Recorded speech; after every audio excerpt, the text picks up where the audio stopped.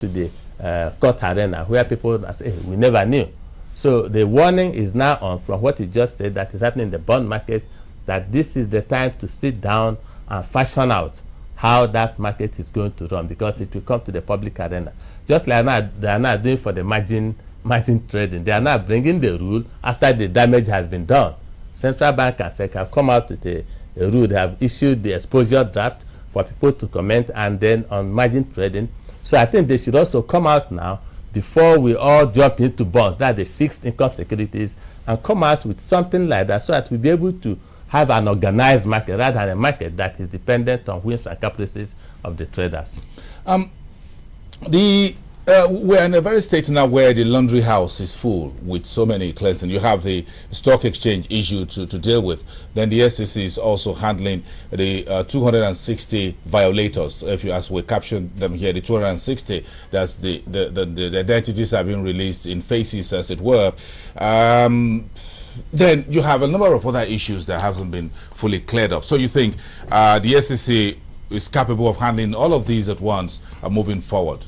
I think they're capable of it, but the one thing they should realize is that they are in-house, that they should use knowledgeable consultants to assist them, because they cannot do everything. Just like we are saying that the central bank, even though big, have all that it requires, they should use some other means of watching the market, because the operators seem to be ahead of the regulators most of the time, which is of course normally. And you know that globally, you have rogue traders ready to deal damage to any market. So SEC has all it takes, but the thing that they will need to do is to ensure that they employ people outside that can advise them, those that are knowledgeable, not those looking for job to do.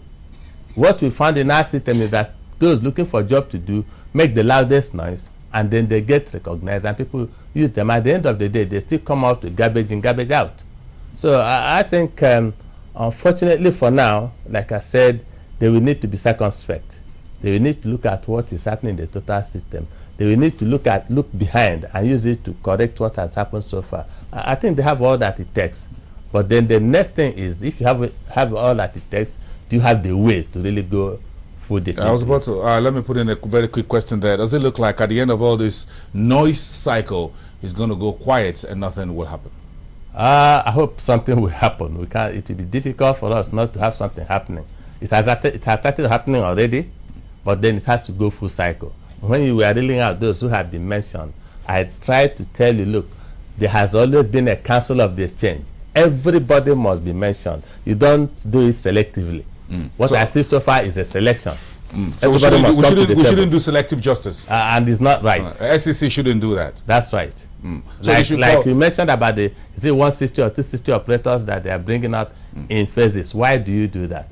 You already would have done a total, what you call a system study in the system, rather than doing it like set arithmetic, this set now.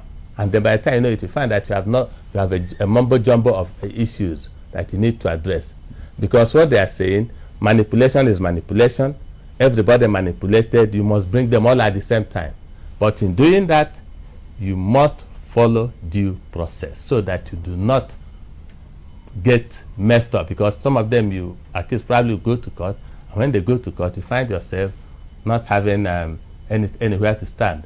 I refer you to the Longe issue, where the Bernard Longe of the First Bank. Longe of First Bank, the guy had to fight because he was not given, they didn't follow the due process in removing him at the time.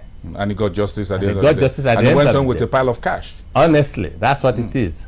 And I hope that will teach us a lot of lessons in trying to handle things at the stock exchange right now. Yes. So you think those who are at the stock exchange or the council of the exchange between 2006 their name should also come out, because those are the ones who they are the board of directors, as it were, for the stock exchange back then. Like I said, the part of that is before the law course. I wouldn't want to Okay. We'll handle that from here. We know you're a legalist, so you try to understand the legal implications of some of these issues.